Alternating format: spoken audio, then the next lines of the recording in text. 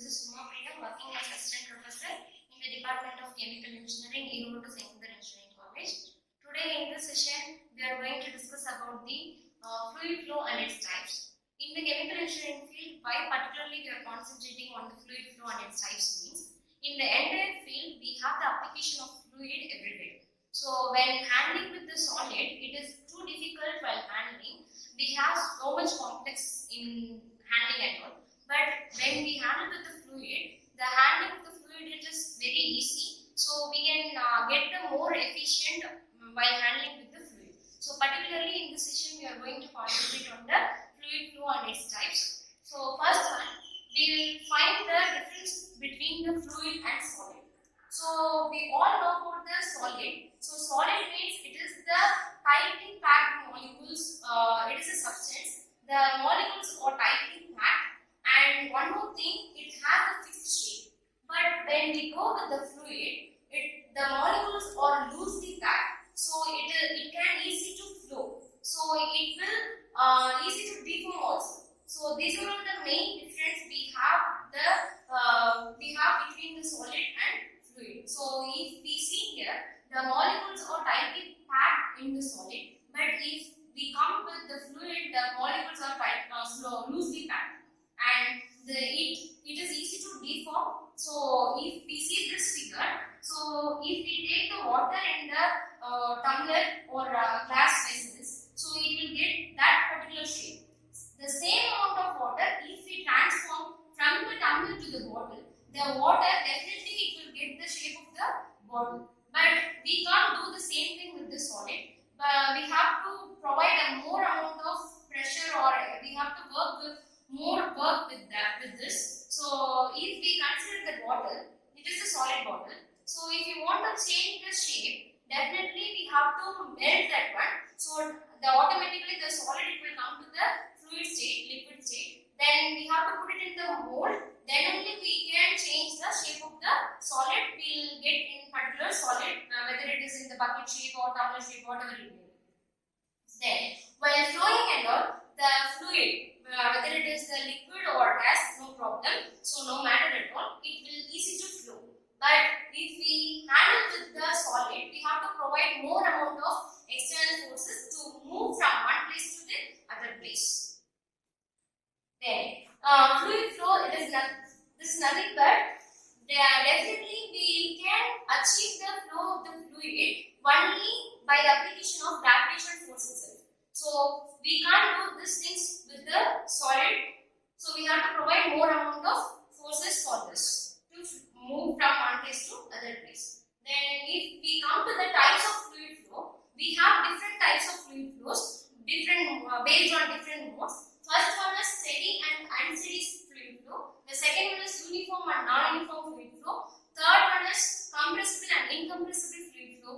Fourth one is laminar, turbulent and transition fluid flow.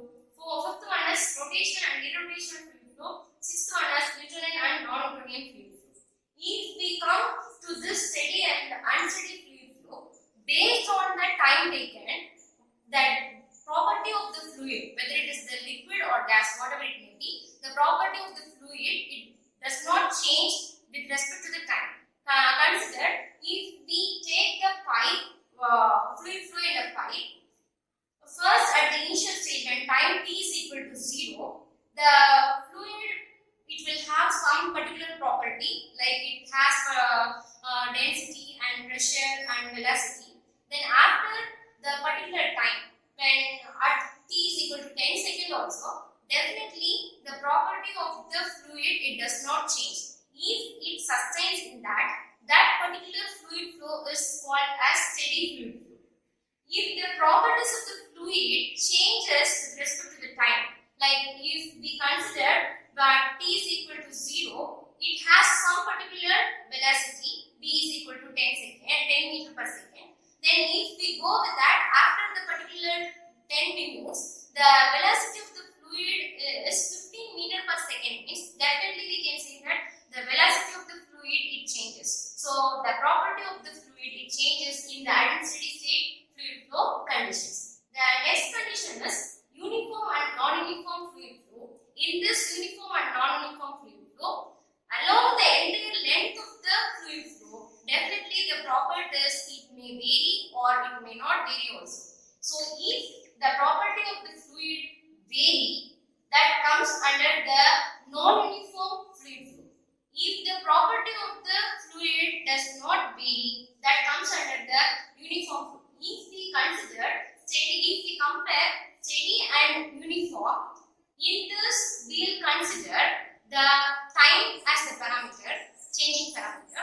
Here we will consider the length of the pipe as the changing parameter.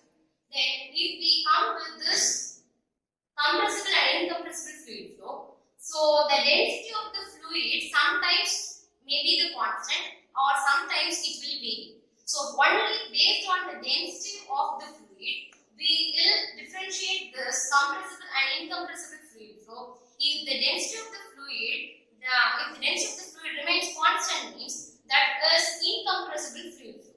If the density of the fluid varies, means that is compressible fluid flow.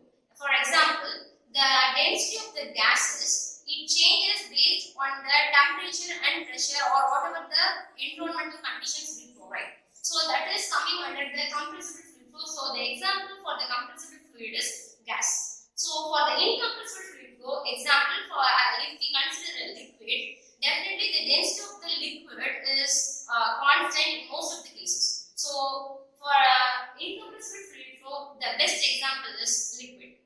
So all the liquid, it comes under the incompressible, all the gases, it comes under the compressible. Then fourth one is laminar, turbulent and transition.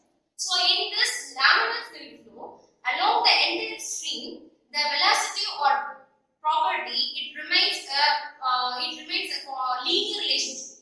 That means we can't get such variations in the laminar fluid flow.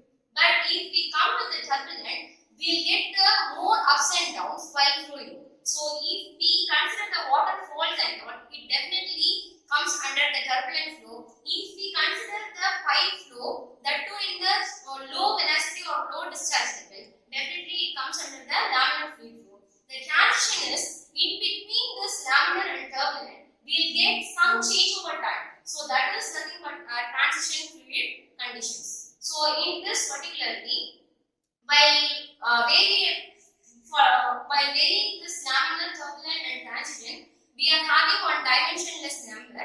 The dimensionless number is, it does not have any unit in this, and it is the ratio between the forces. So definitely we can use this Reynolds number as a comparison parameter for vary this laminar, turbulent and transition. If the Reynolds number lies below 2000, means it comes under the laminar. If the Reynolds number goes above the 4000, means it goes to the turbulent. If it lies in between the 2000 to 4000, means that Reynolds number, definitely the fluid flow is transition fluid flow. So only comparison parameter we can use mathematically to variate this term laminar, turbulent and transition is Reynolds number, that is the dimensionless number. We all know the Reynolds number, it is the ratio between the inertial force and the viscous force. Rho v divided by mu, definitely we can achieve the answer for this. Then the fifth one is rotation and irrotation fluid flow.